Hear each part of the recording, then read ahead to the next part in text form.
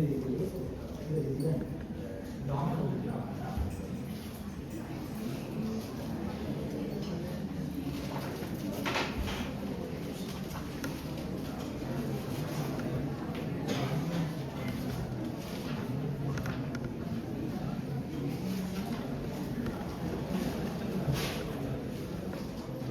is the outline of my talk today. First we will see a brief introduction. Then we will go through evolution of generative AI models. In that we will look at the history of Gen AI models. And we look at the very first model called autoencoder, then variant autoencoder, CAN, transformers, GPT. Then we will see how we can use such models for cybersecurity applications. So some quick questions. How many of you have studied generative AI course already? Raise your hands. Gen AI course or LLM course 1. Right, 2. Anybody else? So for you, it is kind of overview. For other people also, like in classroom, we cannot teach the complete model. But for teaching a single model completely will take 2 hours. I want to cover some 10-15 models, right? So therefore, I give you outline. But in some places, I will get into the depth of it. And if you are interested in learning more for a particular model, you can stop me and ask me.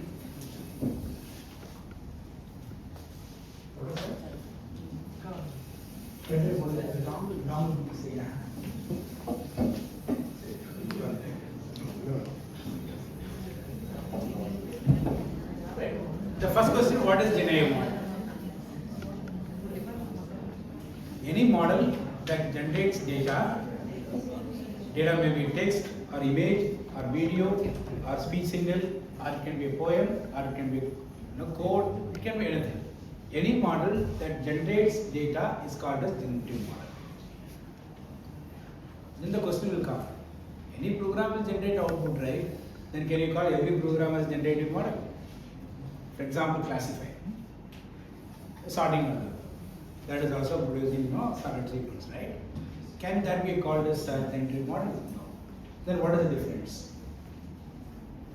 See, in classification, the classifier will output one of the predefined n classes, right? That is fixed. And the size of the output is fixed. In sorting algorithm, the input size is the same as the output size. That is fixed. It's not generating new things. Whereas in Gen AI model, the size of the output is unbounded. It can be anything. It can involve some 4 lines or 10 lines or 100 lines, depending on the nature of the question, the size will change. So, loosely we can say anything that generates any data is called as Gen AI model. Strictly speaking, that output size is unbounded. Classifier is not a Gen AI model because output is bounded, always one classifier. Well,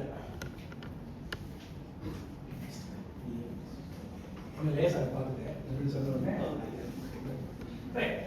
Let us look at why we people should study Gen AI models. You look at the bar chart first, and you can see the bar chart is increasing non-linearly. What does it mean? In x-axis, the time, the y-axis is telling you the revenue made by the company due to this Gen AI models. Right? So Gen AI models are bringing lots of revenue, right? The growth rate is increasing, which means that students who want to study this can study this to get job later on. And if you look at the orange color graph, line graph,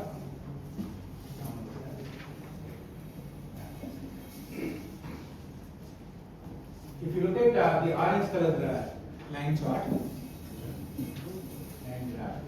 you see there's a non-linear increase. What does it mean? Out of total technology spent, how much is spent for Gen AI? Why this question is also important?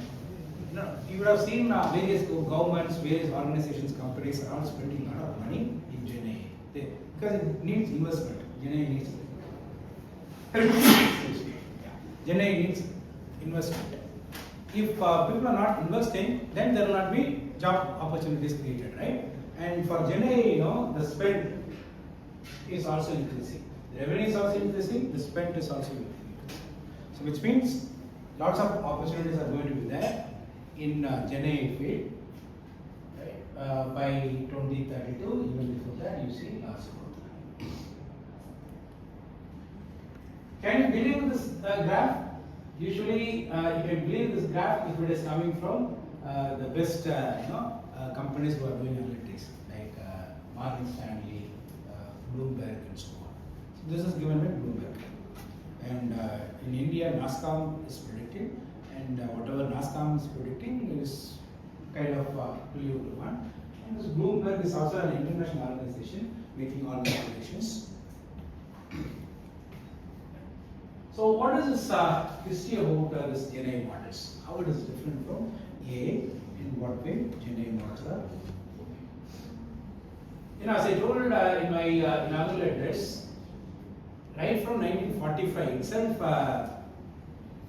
AI was also started. This Gen AI started in 1950s, just 5 years after the computer was introduced. But the word Gen AI was not used. Generative AI word was not used. There were models like GMM, Gaussian Mixture Model, and there were models like HMM, Hidden Markov Model. They are basically generative models. They didn't use the word generative models. It will generate the sentences, it will just generate stories, it will generate various other things. And later in 1966, a prof from MIT, he made one chatbot called Eliza. That's a first commercial software that is basically Gen AI model. What is Gen AI model? You can generate anything, Suppose you build a model which is taking input query and it is giving the answer in text. That's a generative model, right? That's what this Eliza was. And later in the 80s, another advancement came called autoencoder. Autoencoder is able to generate images, text, and so on. And then Siri in 2011 by Apple, and it's also an assistant, AI assistant, voice-powered AI assistant. Like we currently use Alexa, right? Google's Alexa. It's similar to that. In 2011, variation autoencoder was introduced. Remember, autoencoder was introduced in the 80s, and after many years, some variation to that was introduced called variation autoencoder. Then GAN 2014 was introduced by Ian Goodfellow, and he is the well-known author of a book on deep learning. Some of you have studied that. Then CityGAN is an improvement to GAN, which was introduced in 2017. 2017 is a transformative year. That is where some very famous models were introduced. Particularly, transformer was introduced. The word transformer was used for different purpose. It is transforming input to the output, but it basically transformed the whole AI industry. Right? All the LLMs, all the AI tools that you currently enjoy, they are all transformers only. It was introduced in 2017 by Google Research, and they themselves made some specific transformers like BERT in 2018, Dropbeta in 2019. And on the other hand, other companies have also started working. Who is the pioneer of the so-called big AI tools? Google. But who is now ruling the world? Not so much Google. Claude, ChatGPT, OpenAI, right? OpenAI, Claude. These companies are making even better models than Google's models. So GPTs were made by the OpenAI companies. They made 1, 2, 3, 3.5, and 4, 4.5, 5. The current model is 5.6. And on the other hand, there are other companies like the Runway Research. They also made some LLMs. And in 2022, there is a change. It doesn't matter what you have, unless you can sell it to the customer. Right? And this ChatGPT is a platform through which these GPT models were introduced to the common man. Right? And before that, people are using it for research. Maybe in a big organization they use, not by the common man. And the ChatGPT is a platform, or tool, or interface through which the GPTs were called. That ChatGPT came in 2022, and later on it was integrated with Bing Search after Microsoft took over it. And another company called Meta, old Facebook, they also made lots of LLMs like Llama series, Llama with different versions, OLLama and so on. And then this startup called DeepSeek from China, they also made their LLM without much effort. Usually Chinese product which is very cheap, and they made a cheap model, but efficiency-wise you don't find any difference between this DeepSeek and so-called good models like GPTs. Right. And then another important milestone in this AI tool usage is GitHub Copilot. So far, before that, what happened is that if you want to use the AI model, only that model you have to use. You have to get API key by paying, or even some companies are giving it for free for some time. So only one model you can use. But this GitHub Copilot brought a platform. Right? In the platform, you can pick the LLM model that you want to run. Of course, not all possible LLM, whatever that is permitted to be there. And you can pick that, and also some data sets were also introduced over there. The complete platform is provided by this GitHub Copilot. Initially they will give it for free, and if you start using more and more, then at some point in time they will ask you to pay. This is a trick used by every businessman, right? Nothing is coming for free, right? There is no free lunch, right? Sometime they are going to disturb you. Nowadays, everybody is having internet. Everybody is using internet. Even the one who is taking care of, looking after the cattle are using internet. They cannot live without internet. How it is made possible? When I bought mobile phone for the first time, I told the seller that I have to check this phone whether it is working or not in my home. It may work from your office, but it may not work from my home. And I have to call from my home to Vivakam, some 6 kilometers away from there.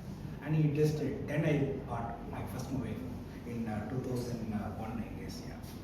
Right.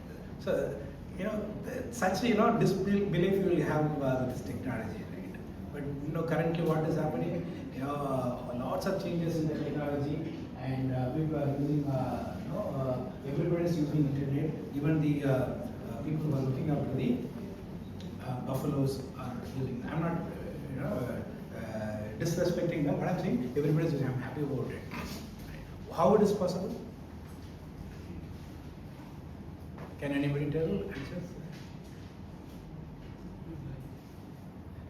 How everybody in India, particularly, how everybody is given access to internet? How they started using internet?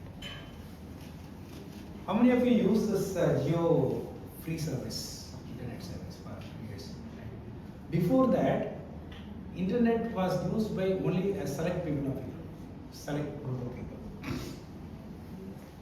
And they gave it for free for 2 years. Then many people got used to it. They can stop using it. And they started purchasing. Even the tea, 300 years back, our forefathers did not take tea. You know that? How we are all taking tea, got addicted to tea. The British people, when they were here, they were giving tea for free. That too sharp, 4 o'clock sharp in the evening.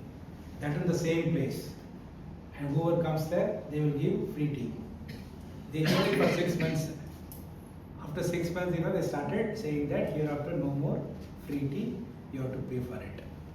And I was surprised that everybody started buying tea and taking. So once you get used to it, you will not stop. That's a trick used by all these competing companies also, the LLM owners also. They will give it for free. They will say for academic purpose it is free.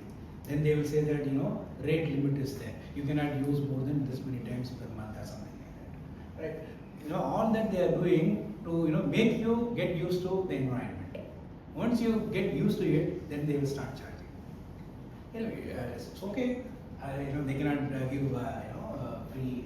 They are not running the charity, right? So that we should be aware. if we are not interested or if we feel that something is not useful to us, we should not take it even if it is free. That's the message. And next important noteworthy thing is that the Anthropic company made lots of models in the name of Claude, Claude Code, so many other versions are also there. And the current Claude, the superpower Claude, I don't remember the exact suffix after Claude, something will come. That is banned to outside US people in June. If you all know that, I think I have that.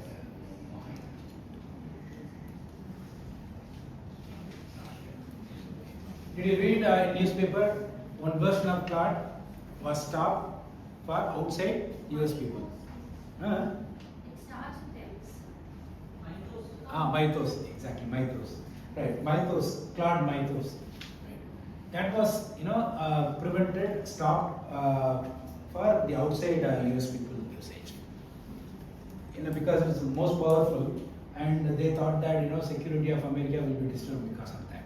But the actual intention is that they want to give power and usage only to the US people. And so what it says is that unless we have our own domestic, LLMs, every company may say like this at some point in time. Either they will charge very heavily, like the oil rate is going up, or they will stop completely. Even if you have money to buy, they will not give you. So therefore, immediately LLMs are required, and that also we should have in our mind. So Google is also competing with the rest of the world in making LLMs.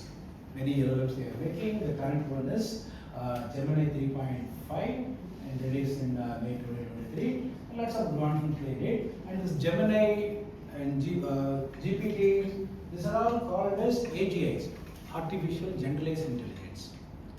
What is artificial generalized intelligence? If the model is able to solve many problems, single model able to solve many problems, then it is called as generalized intelligence.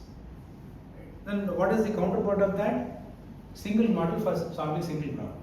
Suppose you want to classify given image into apple category or orange category.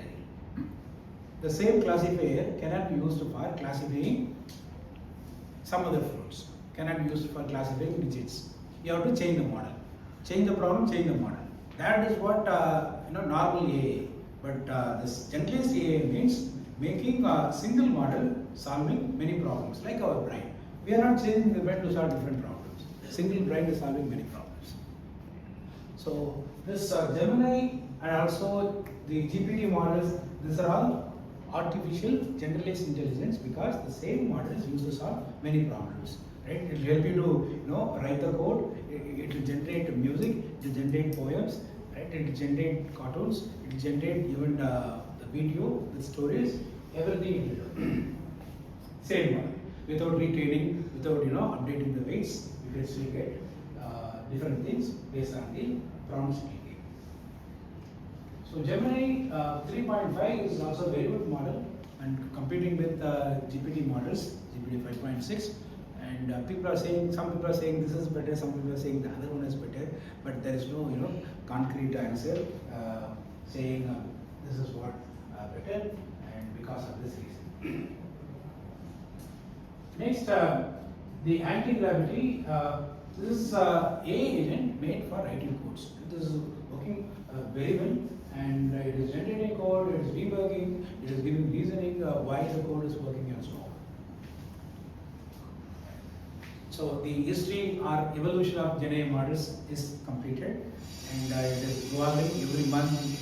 At least 1 in 6 months, the new update is coming from all the major companies. Right? And you have to keep updating your knowledge on that area. Let us get into the second one. This is a major question. What is the major question? Is this GenAI model making real knowledge, creating real contribution to the knowledge in the space? Or it is just taking here and there and putting them together and giving it to you, and you feel that it is real, but it is actually not. Some music directors will take small portion of tune from Russian music, Arabian music, and some Scandinavian music and so on. they will put them together. And then Tamil lyrics will be supporting that. You will see that it's a wonderful, we have never heard of this music. But it is basically combination of different musics stolen from many places. I thought, initially some 5-6 years back, this GenAI mods were doing the similar thing. No, it is not. It is creating new knowledge. But how new and check. Not working? I think battery issues. Check. I think I can speak without mic also. Till then I use hand mic.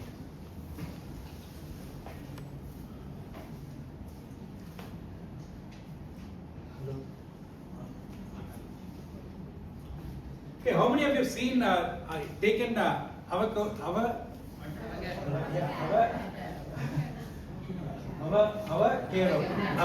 right?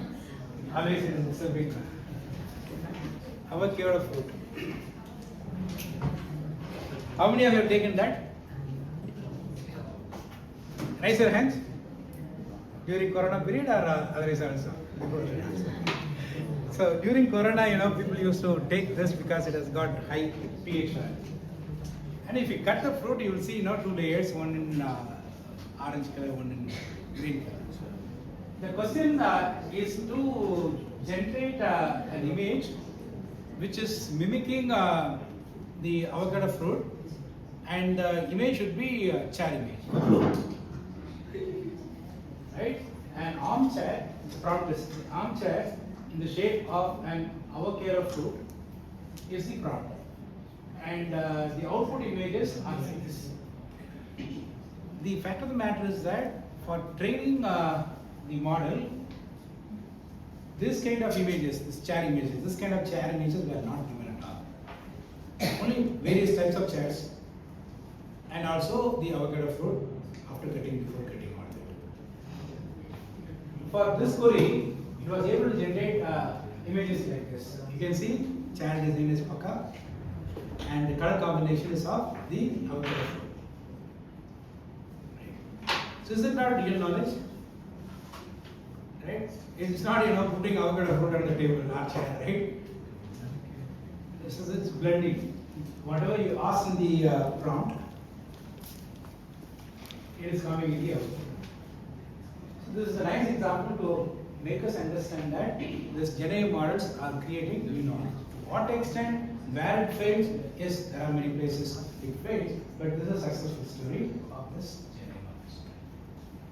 Next, we'll start with one simple model of GenAI and we'll move on. Autoencoder.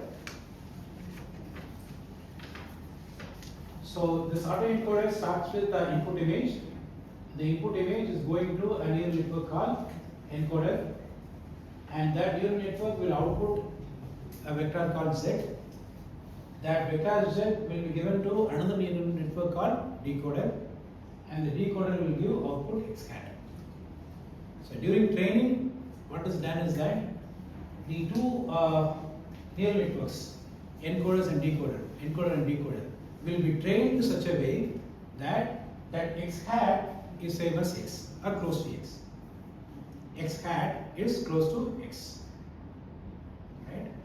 Like during interrogation, the police will keep beating the thief till he confesses. Right? The same way, this neural networks encoder and decoder will be updated again and again till the output becomes the input. That is what training process is.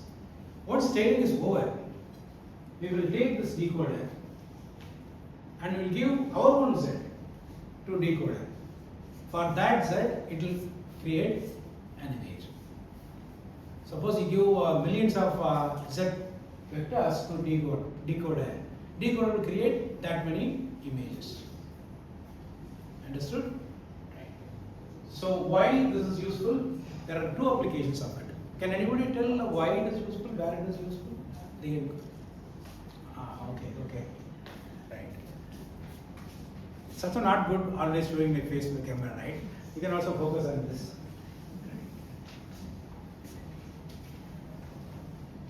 What are the applications of this encoder? One thing is that you can generate more images. What is the use of generating more images?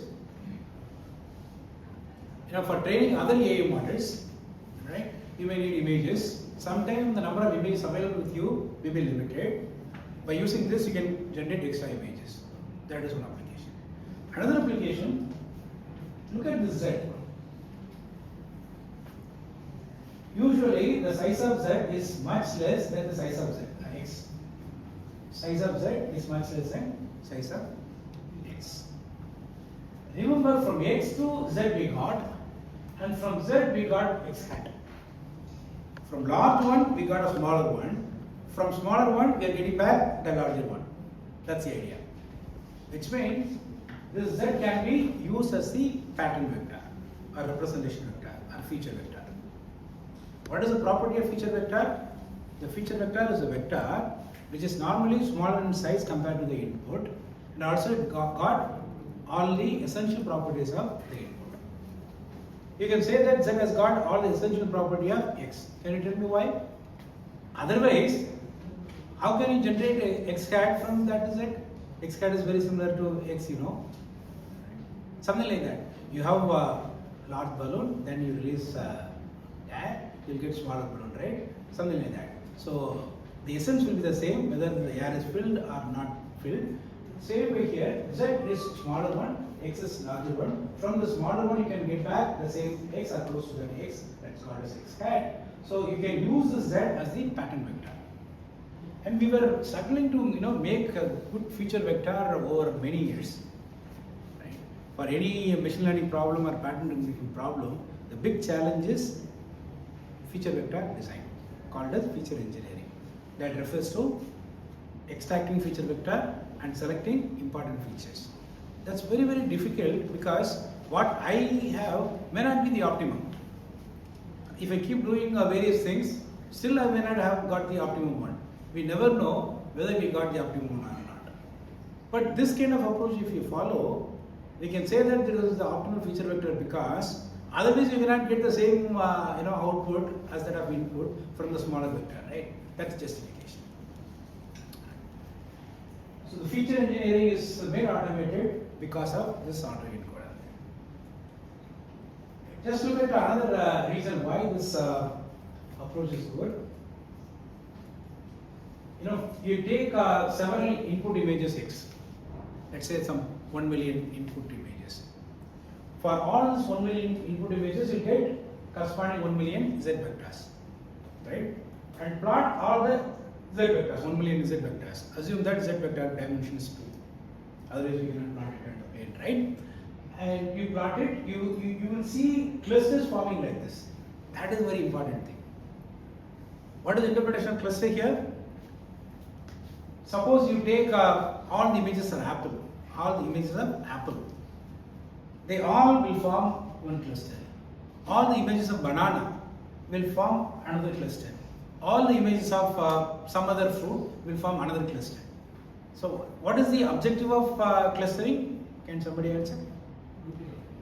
Grouping similar objects. Grouping similar object. So only one part is correct. Suppose I put everything together, similar object also will be together only, right? Understood? So what is the other one? Second property. Grouping similar objects, fine. Suppose I put all the objects together. In that group, similar objects will also be there.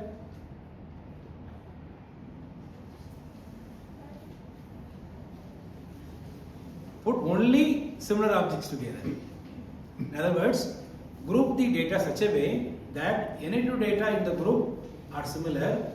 Any data from one group and another data from another group will be dissimilar. The second point.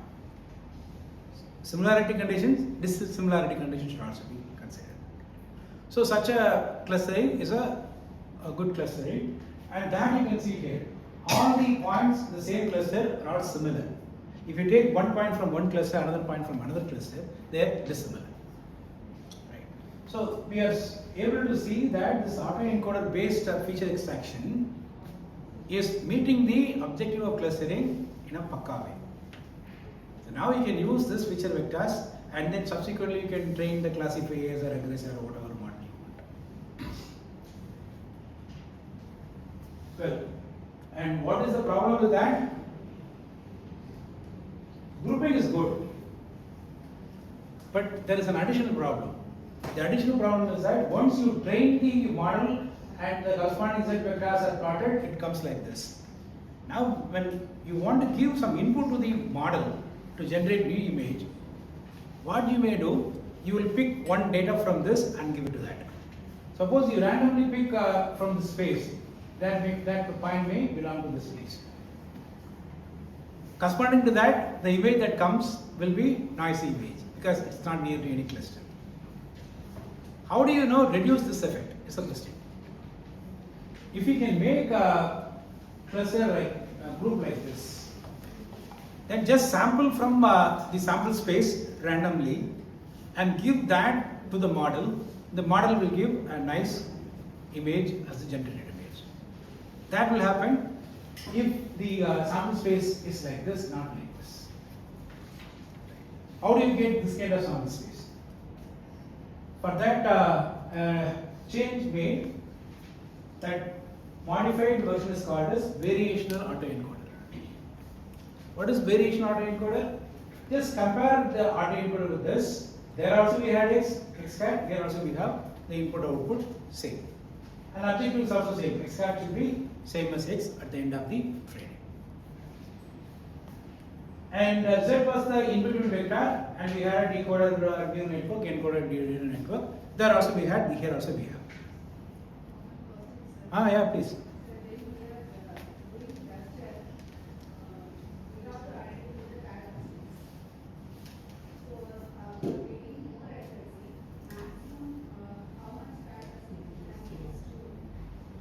The basic requirement, the basic required characteristics is that if you take two samples from the same cluster, they should be similar.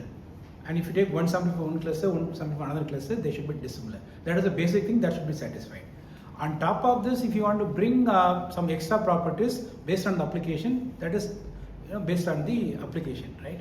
You cannot generalize that. Right. For example, you have some information about the nature, right? Nature of clustering. And let's say number of clusters is only 3. Right. When you are making this kind of clustering, let's say some 5, 6 coming, then you have to convert that into 3.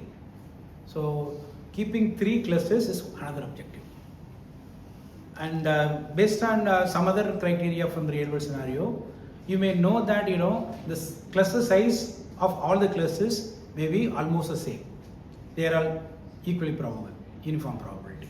If you have that constraint from the realistic scenario, then after making clustering through this kind of things, if some are smaller, some are larger, then you modify the algorithm such a way that the cluster sizes are all the same.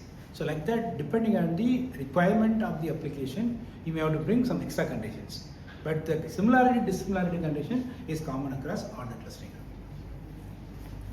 Any other queries?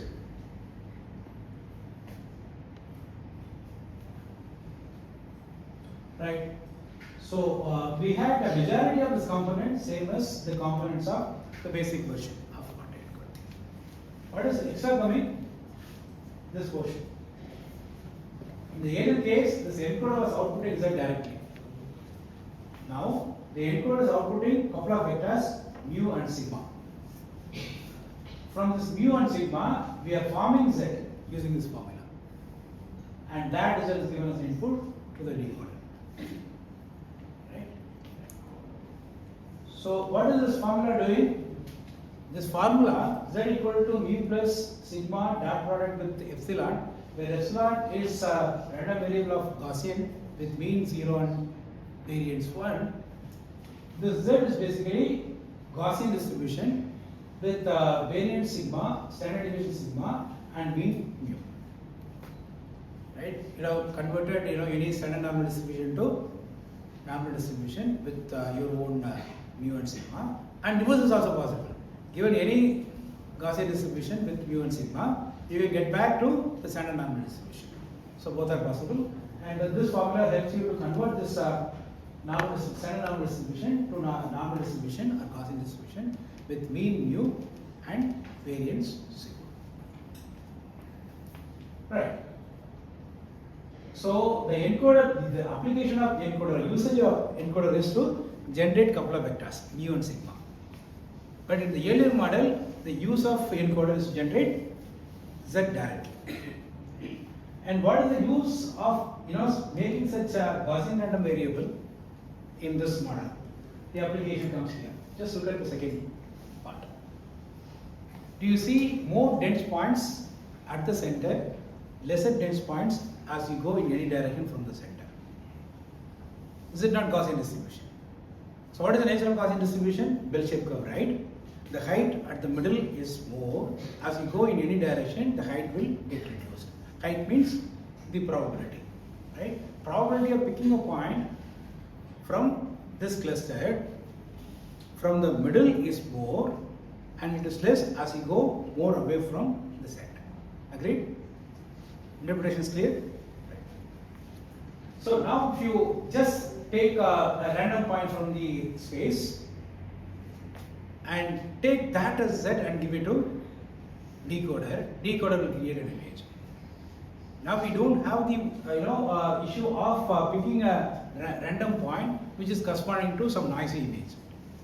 Every point is related to some nice image. But another thing is that with very high probability you will hit towards the end, right? Because that is where the dense points are there. And one interpretation of this, suppose you have only 4 objects: triangle, rhombus, rectangle and ellipse. 4 objects are there, and they are represented with their corresponding feature vector.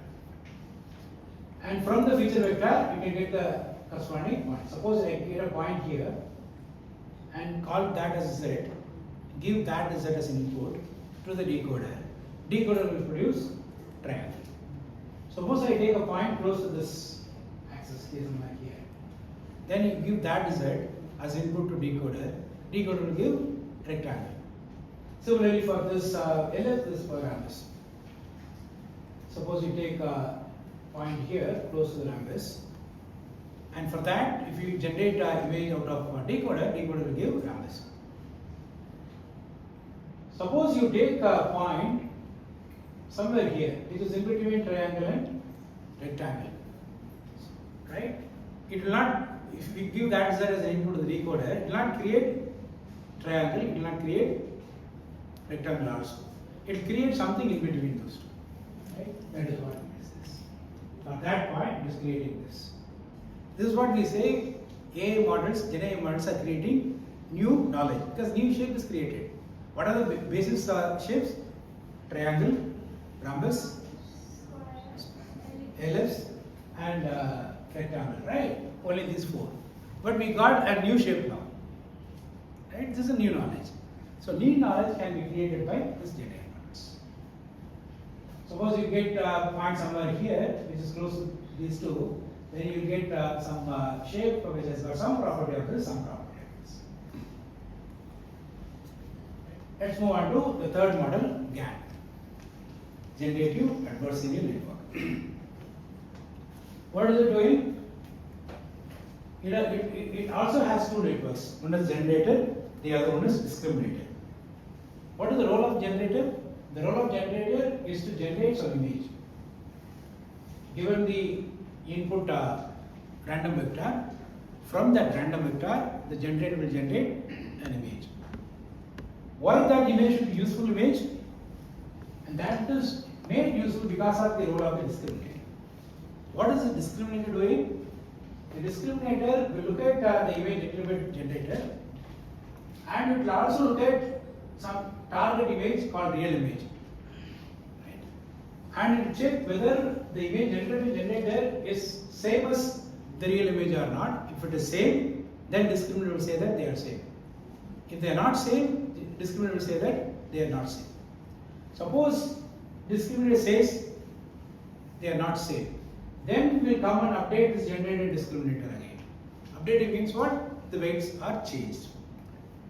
So that is what we call it as training process. During training, the networks called generated discriminator will get updated till the generator generates an image and discriminator says that generated image is same as the target image.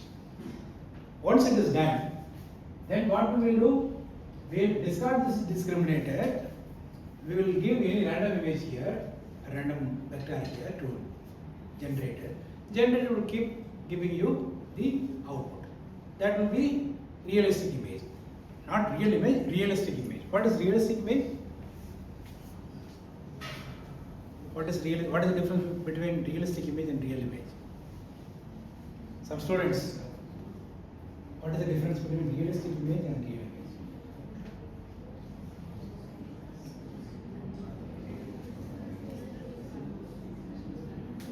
Real image is an original image, but realistic is somewhat related to real image. Somewhat related means? Maybe it would look like real. Yeah. The image looks like real but not real is realistic image. Right? Have you looked at this website called This Person Was Not Born? Right? This person does not exist. Yeah, similar to that. This person does not exist. Not just actually, the actual name should be this person was not born. Right? Does not exist means what? Somebody who was born and died also can have real image, right? But in that website, all the images are all realistic looking. You will see beautiful faces of various races, but none of those guys were never born. Right? And why they built that database? To help model building. How many images you can take with cameras, right? To some extent. But if you use this model generating models, in 1 hour you can generate in millions of images, or at least lakhs of images. And that particular website has put millions of images of many persons of different races, different genders, but they were never born. Right? So they were using this kind of models. Meaning the real images, the target image was the actual image of the person. Right? And during training that was used. During generation that the real image was not used. During generation, generator will take some random vector. From the random vector, realistic images will be generated. The realistic images are the generated images that are very similar to the real images.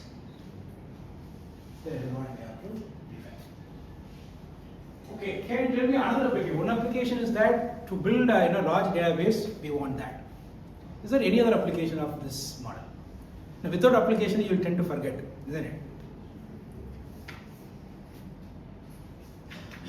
No tablet comes without coating, right? Coating is required. So that's why we call it as application. One application to to train the models that are data hungry, you need to generate more images using these models. Another application, there are some places where the actual images are so few. For instance, you want to track the criminals, notorious criminals, right, who is traveling across the world. It's very difficult to trace them. But in a criminal database, some of these images are available. Some 2-3 shots of him are available. How do you recognize his face? I want to recognize his face in all the CCTV footage from airport, railway station, or public places, or in some other places also. Wherever he travels, we have to catch. For that, what is that we need to build? Face recognition system we have to build. And for recognizing his face, we need to give some hundreds of images of his face we should give for training the model. Otherwise, the face recognition model will not work. But we have only 2 images. You can use this, generate realistic images, keep the 1 or 2 images of real image here, and then generate realistic images. Keep all these realistic images along with real images, call that as a database for that particular person. Build face recognition model. Then you deploy in all the places where CCTV system is installed, and it will look for this particular person's image, whichever person comes there, and it will report it. Right? So like that, when this data scarcity is there, you can use this model for generating more images. Any queries? What about it? Any queries so far?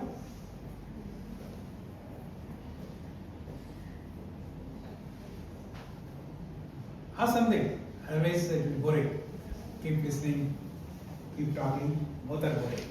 Which is more boring? There are teachers, right? But you have forgotten that you were a student at one point in time. Listening is more difficult than speaking. So only way to make it not boring, not interesting, to ask, to interact.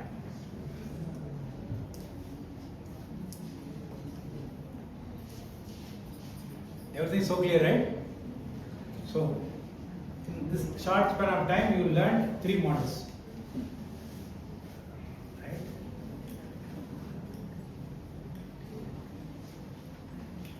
So, for every model, 3 things are there. One is training, the second one is testing, third one is deployment.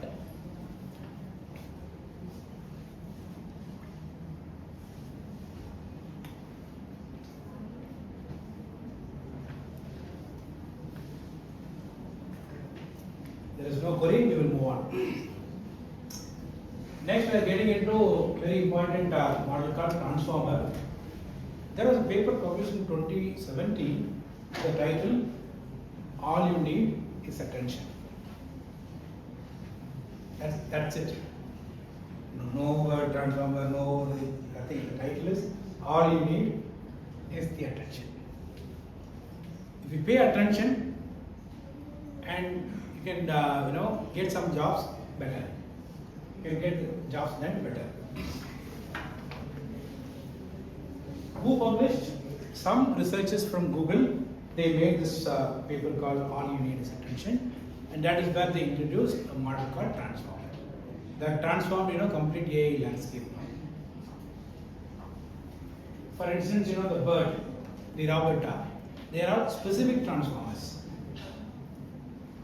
GPT-1, 2, 3, 4, UAGPT. These are all again transformers. So Google made a transformer model, published. All companies started using it, and they make large model, sometimes small model of the same transformer, and they are building various applications. So what it is basically doing, the transformer, it is extracting information from the whole input prompt.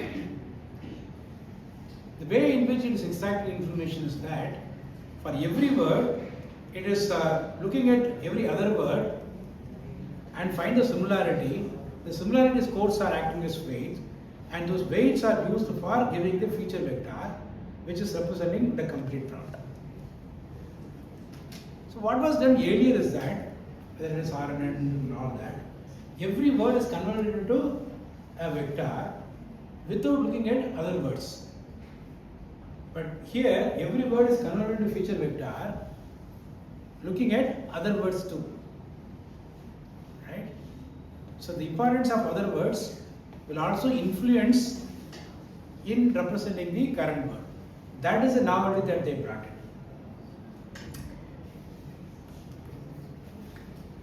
And they made this transformer model for one application.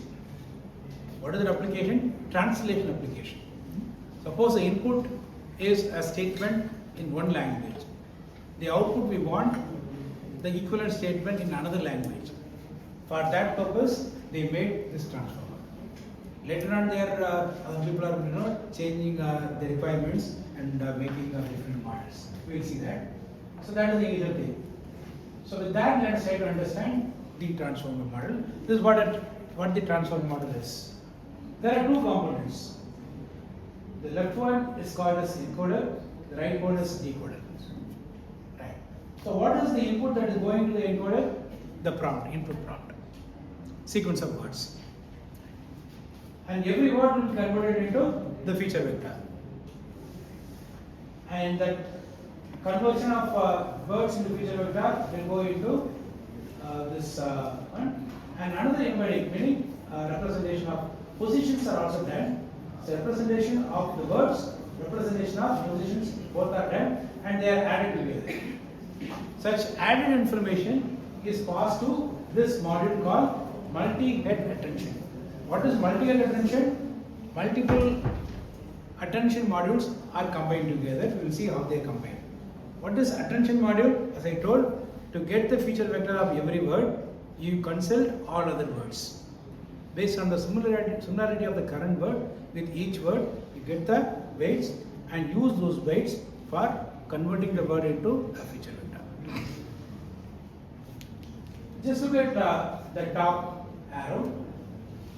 This top arrow is bringing complete single feature vector representing the complete input prompt. Our logic is a single output will come here. That goes to this again multi-head attention. Other modules are all known to you. Those who study deep learning might know that there are modules like feed forward, add normalization, add means output and input will be added. That is also called as skip connection. So they are there in the literature earlier. These people have introduced only this attention for the first time. Multi-head attention module is introduced by this transformers artist. So that comes here. And what is going through this path? Suppose you are giving a statement in English and you want to get the statement in Tamil here. For that, the very first input to this is start. Start token will go as input here, and here the complete essence of the Tamil statement will come here. So what is the input? We decided Tamil, right? Tamil is the input, output is English. And the complete essence of the Tamil input will come here, and the start token will also go through all these modules.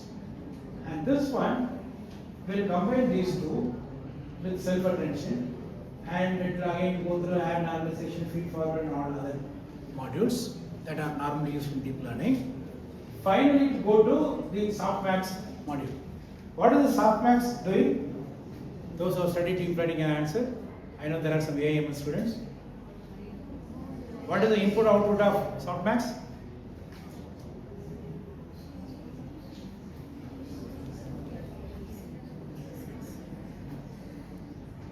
What is the input output of softmax? AIML students, raise your hands. Those who have studied deep learning, raise your hands. Oh, nobody studied deep learning. Oh, okay. Okay, only cybersecurity students are here, right? No problem, but you have studied some AIML courses, right? Deep learning you studied, right? One course not sufficient. Right. Anybody? Softmax. This is what the interview will be, conducted. They will ask to define softmax and ask you to give the interpretation of that, an application of that. Softmax will get an input vector as input, and it will output the probability distribution over the classes, right? And for NLP processing, the classes are all the tokens. Every class is a token, right? Suppose in a dictionary you have 1 million words, right?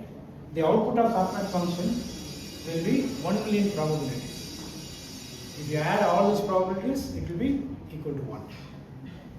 An individual probability for individual word will be less than 1 and greater than 0. Right? What is the interpretation of such a probability? When you run the decoder, the softmax function will throw the probability distribution across the words. For the word, the most probability assigned, you will get as a final output. So you say that the decoder is generating the output token or output word based on the output of the softmax function, which is giving the probability of tokens. Okay, right. And so the second time when the decoder is running, the first word produced here and the start word and the essence of the Tamil sentence all will go together to this block as input, and it will go through all the blocks. Finally, it will generate next token. Right? Like that, this decoder will run many times. Encoder is running only once. Decoder is running many times. Suppose you want to have n words in the output, then n times this decoder will run, but only once encoder will run, decoder will run n times. Final, and then how does it know? How does this decoder know when to start and when to stop? The start token is an indication that it is starting. When the decoder is producing the stop token, stop, S-T-O-P, stop token. Stop token is a stop word. When it is producing that, the decoder will come to the halt. Right? And all the words produced in between start and stop is the sequence of words that will form the output sentence. That is how all your LLMs are working. Right? If you call the LLM with one prompt today, and tomorrow the same prompt, if you call the same LLM, you are getting different answers, right? Are you getting the same answer? Is my question clear? When you give the same prompt at different point in time, will AI it will give same answer at different point in time? No, right? You know why? Lots of randomness is there, the probability distribution, right? And based on that, the next word generated will differ. And based on that, the stop token that is generated will be delayed and it may be advanced. So many reasons are there. So the point I want to make is that the decoder is running many times, the encoder is running only once, and number of times the decoder is running is the number of words that are generated by the model. So all this we discuss, encoder, decoder. The attention model that we discussed here, multi-rate attention model that we discussed here, is defined here. Softmax of Q transpose K divided by square root of dimension of K into V. This is what attention is. Pictorially, that is represented as this. Sometimes it's coming, sometimes laser is not showing.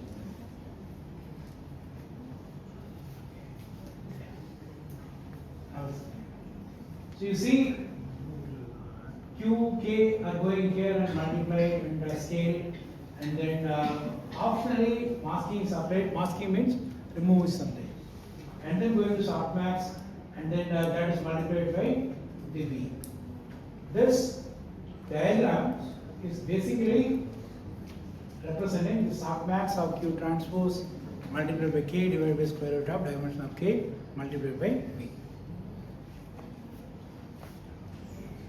And you repeat this scale dot product attention multiple times, like this. This is one scale dot product attention, another dot product attention, and so on. Okay? And take outputs of all this, concatenate all those outputs together. That is what called as multi-head attention. What is multi-head attention? Multi-head attention is what we use in the transformer, not just in the encoder, but also in the decoder. So the only novelty that brought is this multi-head attention.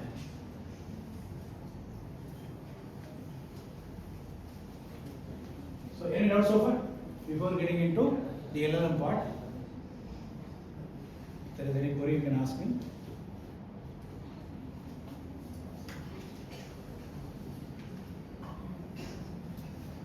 No queries?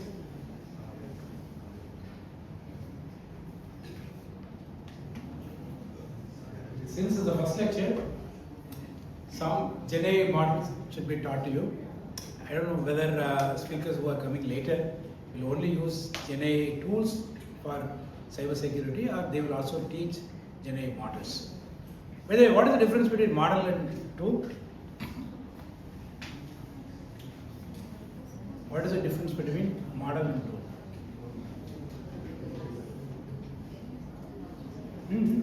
Model is trained one. Okay. Tool is not trained.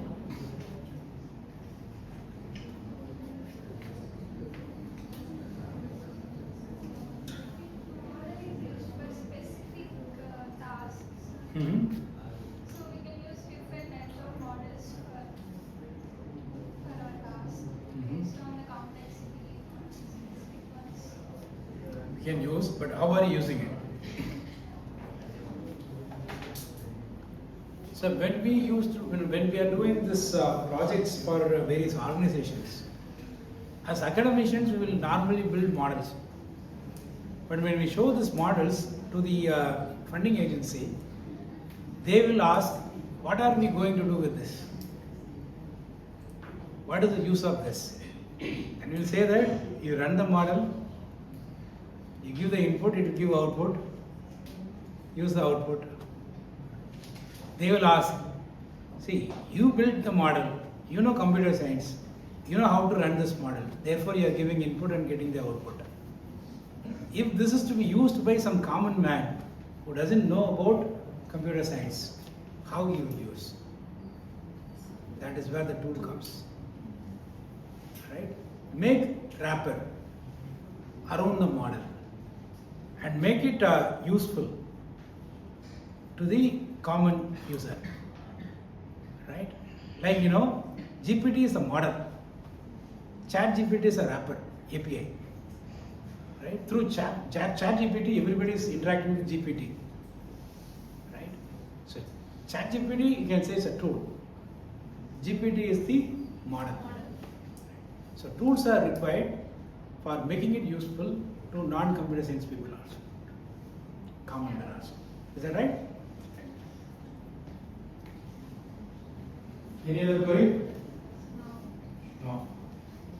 So if you don't ask questions, I will ask questions. Right. Let us get into LLM now. So look back. We looked at GenAI models evolution, some famous GenAI models. Then we looked at the most important GenAI model called transformer. But if you say transformer to any person who has not studied deep learning, he will not understand. Right? But for that we need to look at some basics. First we need to look at what is called as language model. Can somebody tell what is language model? If a model generates nth word from the previous n-1 words, then it is called as language model. If the model generates nth word from the n-1 words in the sentence, the model is called as language model. How that is related to language? It is only generating next word in the sentence. Now why that model should be called as language model? What is language? Sequence of valid sentences. Right? Syntactically valid sentences. Sequence of valid sentences called as language. And if you are able to produce next word given the previous words, are you able to generate the complete sentence? Yes. If you know how to generate one sentence, you can repeat that process to generate any sequence of sentences. So therefore, the simplest task that is required for language processing is to predict the next word given the previous n-1 words. Right? Therefore, the language model is defined as a model which takes previous n-1 words and generates next word. So it will start with first word, generate second word. Then it will take first and second word, generate third word. From the three words, it will generate fourth word. Like that, it will keep generating new word, and at the end, you will get the complete sentence or paragraph. So, understood what is language model now? So, what are the language tasks? You can generate text. You can type few words and ask the model to complete the sentence or paragraph. You can also do the translation. You can give some input statement in one language. You can ask the model to give the translation in another language. And you can also ask question and it will give the answer. These are all called as language task or NLP problems. To solve all these NLP problems, you can use LLMs. Right? You can use language models. They are not called into LLM yet. So they are all called as language models. So any model that is generating next word or next token is called as language model. Then what is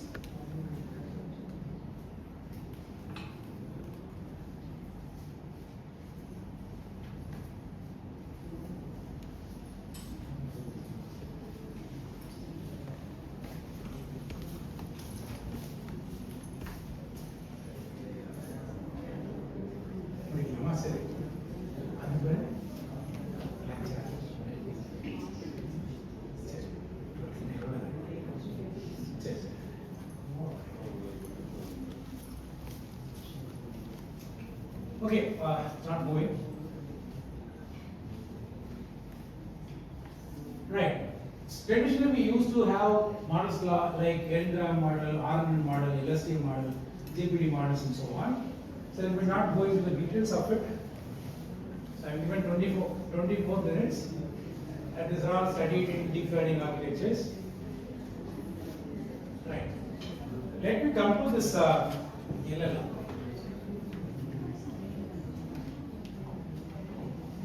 Right.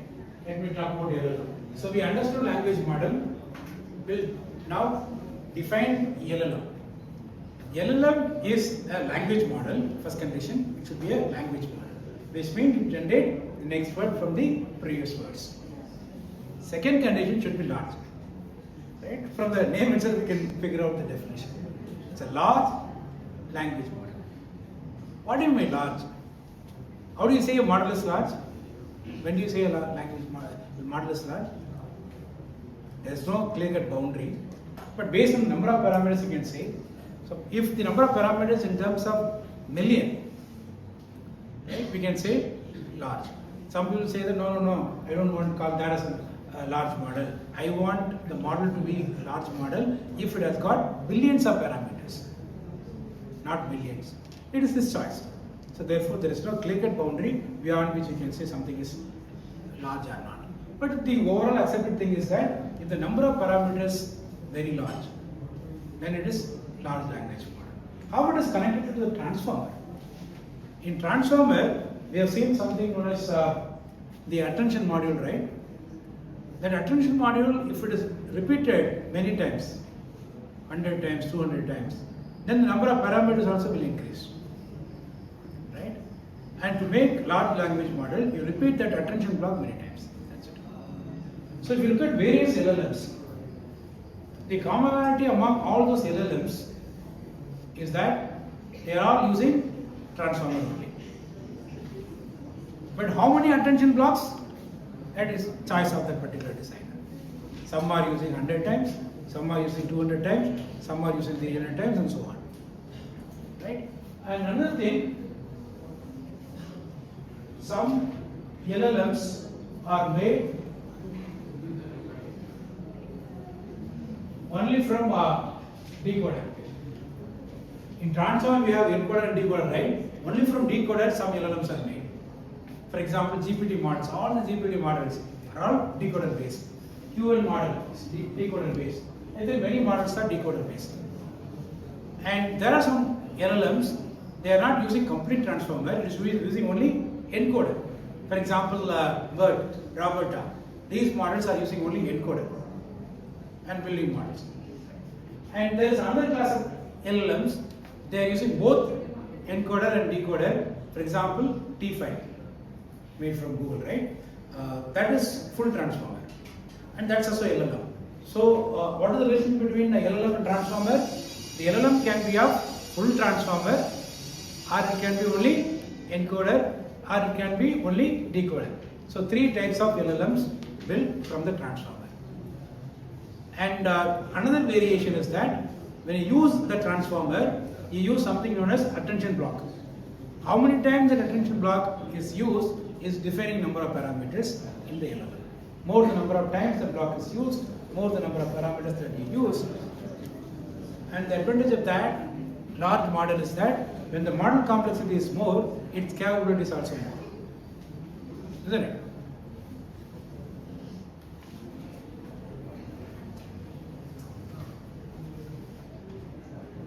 Those are examples that I covered already. So just look at summary of this portion. Decoder only transformer objective is to generate text. Encoder only transformer will understand the text. And encoder decoder based transformer will convert the sentence to another sentence in different language. That's called as sequence to sequence.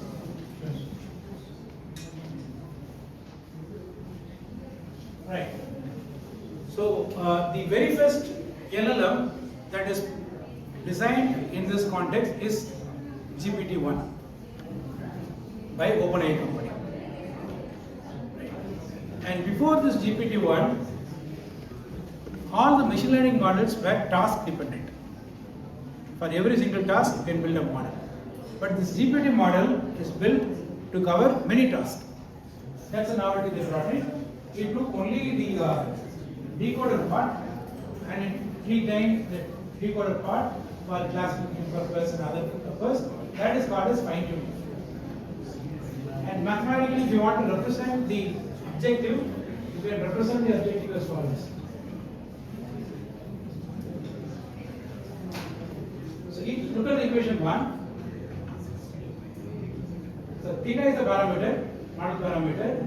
Given the previous k tokens or k words, you need to produce the ith token. Probability of producing ith token correctly, given the previous k words, is what represented by p of this. And that probability should be maximum to get the right one, right? And multiply by logarithm, and then sum for all possible I. First word should be produced properly, second word should be produced properly. I varies from 1 to some capital T. And the sum of logarithm of probability should be maximized.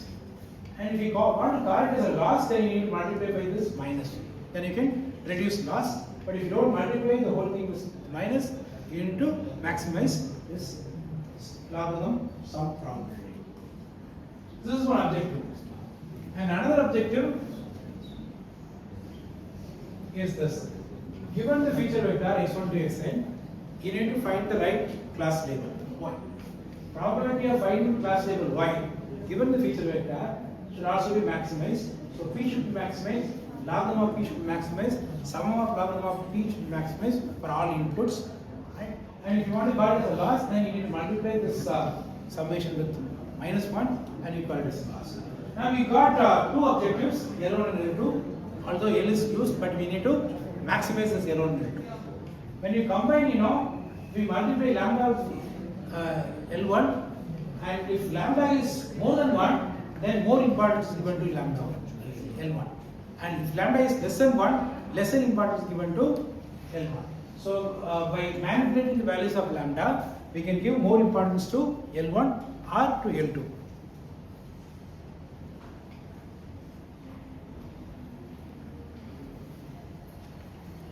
Just skip this and we go to the application of that. So why LLM is required for cyber security application? It's a major question. I just give you introduction because you are going to learn this for next 6 years. This is only starting point. In Tamil there's a proverb, Mullai Mullale Edukarund. All of you know that, right? I know there are some Telugu speaking people. Mullai Mullale Edukarund.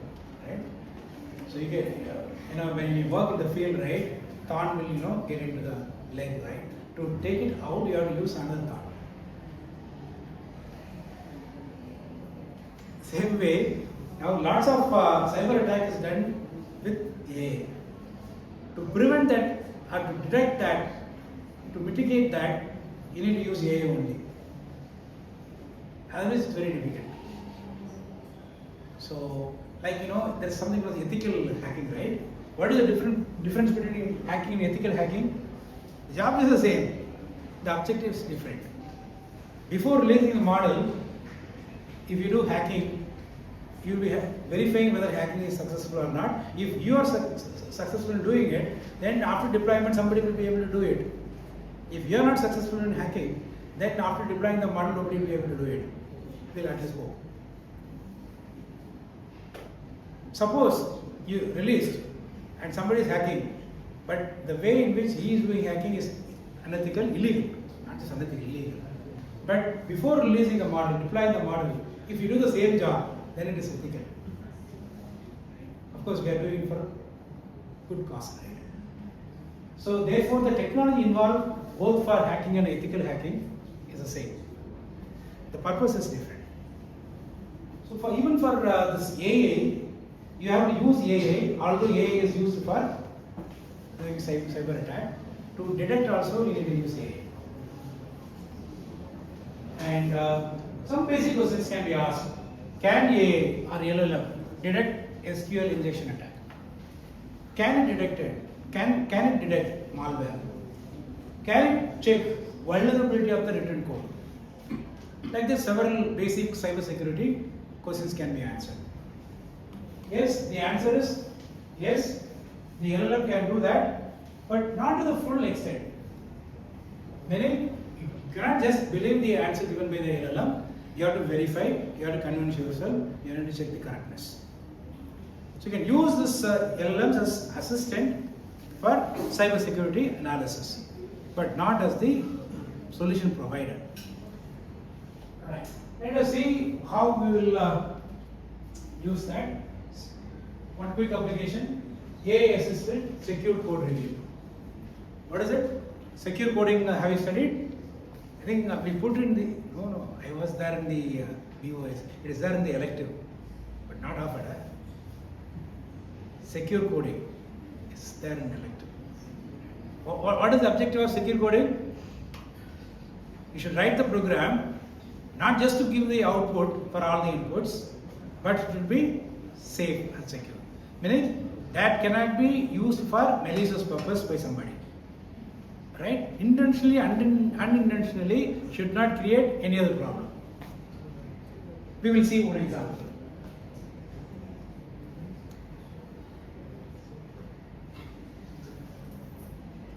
Yeah, look at this program. C code.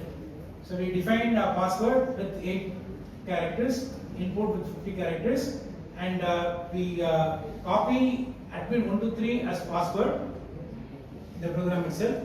The password expected of an admin is admin123. And we ask the user to enter the password, and that will go to input string, input variable. Right. Now the system is checking the password which was there as admin123 is matching with the password given by the user or not. If it is matching, access granted, otherwise access denied. So simple code. Password, right? User ID code. Password verification code. What is the problem with this code? Cyber security people, it's not AA anymore. Now you can answer. You cannot hand wash now. What are the issues with this code?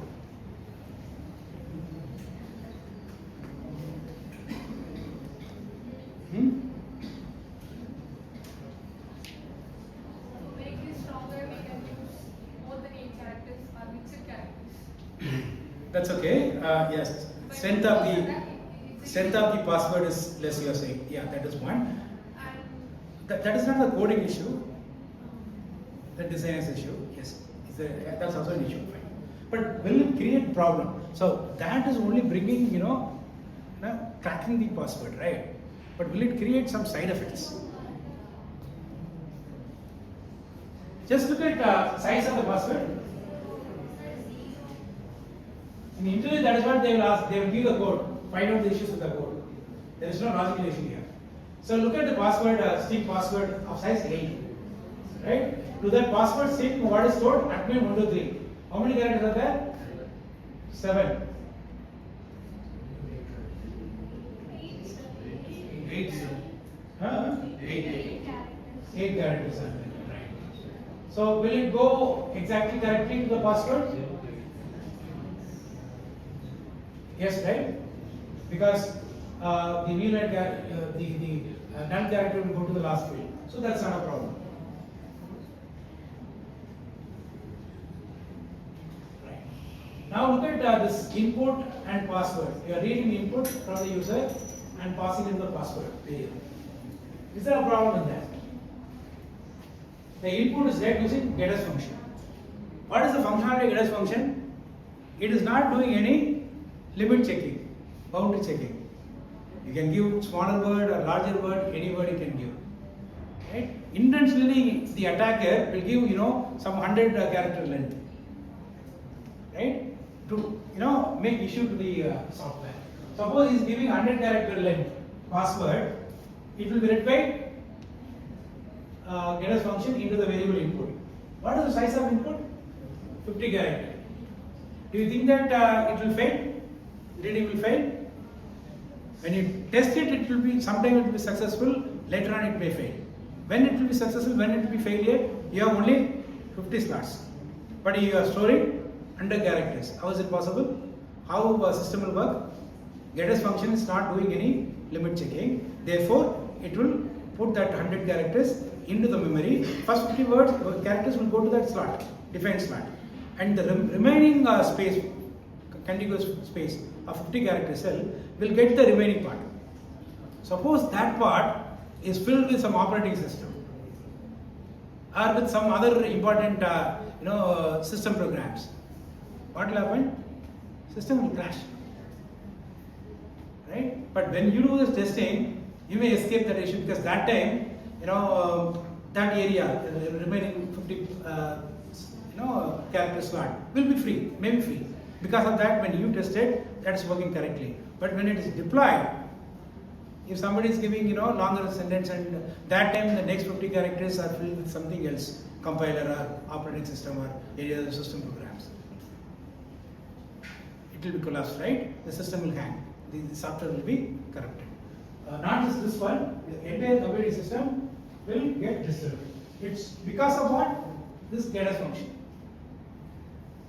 So don't use getters function because it's not doing the limit check, and use f getters function, right? And it look at the defined size of the variable. Only that many characters it will read from the input buffer. Even if the user gives longer sentence as input, it will read only that much part into the memory. So like that, the vulnerability can be checked. So how do we do this using LLM? You make a prompt like this. Prompt starts with this. You are an expert cybersecurity code reviewer. Analyze the following C program. Identify all security vulnerabilities. For each vulnerability, provide the following things: vulnerability name, severity level, explanation why it is vulnerable, why it is severe, and possible attack, how the user or the attacker will attack this, and how to fix this, and give me the modified secured code equivalent to this. And if you give all this in detail in the prompt, usually we write only one line prompt, right? That is not accepted. You have to give a lengthy prompt, detailed prompt, explaining the context like this. Then LLM will give answer for all these 5 questions. Right. Yeah, it says one more issue we discussed. Hard-coded password is a crime actually. That we did, as a human, we may escape something, See what happens in the program itself, the password is given. And if the user is giving password, that is verified with that. Typically, how the password will be stored? Cybersecurity people? Hashes in the database, right? Or encrypted form of the password, right? But here, the password is there in the program itself, source code itself. Right? And when you do the hashing or any encryption of the password and store in database, that database should be secured database. Here the password is there directly in the code. Even if you give exe of this to somebody, it is easy to find the password. By analyzing the exe, you can get the password if it is hard coded like this. So that should be avoided.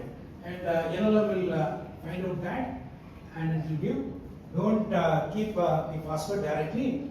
You better encode it and store it in some secure database. And next, buffer overflow. Don't use getters function. Use fgetters function like this. And then unsafe string copy. When you use strcpy, right, string copy function from C, what happens is that it is not checking the number of characters. It will copy one to the other asset is. But sometimes that will create a problem. Suppose the destination area is less, the source is more. And when the more things going into the smaller things, and the neighboring space in the memory will be used, again the same issue will come.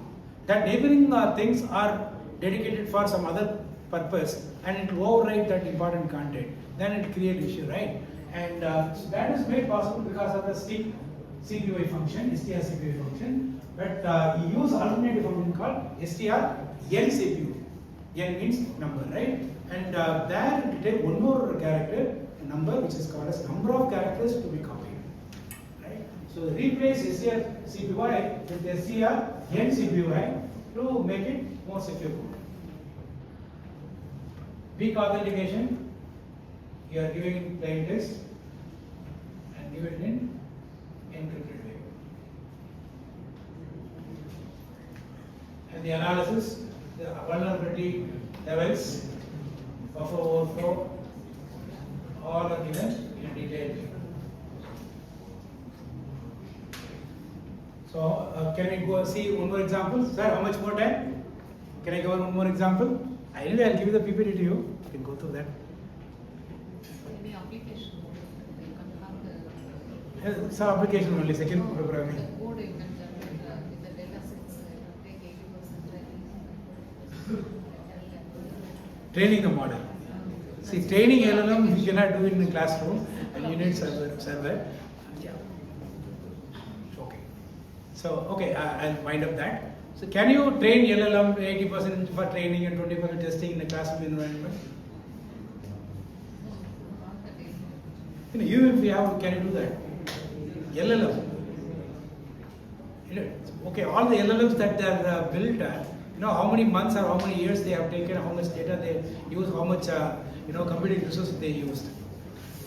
Right? It requires months for training, and requires billions of data, not just millions. So, but what we can do in the classroom setup is that fine tuning we can do, and also we can use the trained model, and we can give the input and get data. And for that using that trained model for inferencing, I have code I'll share with you later. So with this, due to want of time, I'll wind up. Thank you all. If you have any queries, I'll spend some 1 to 2 minutes to answer.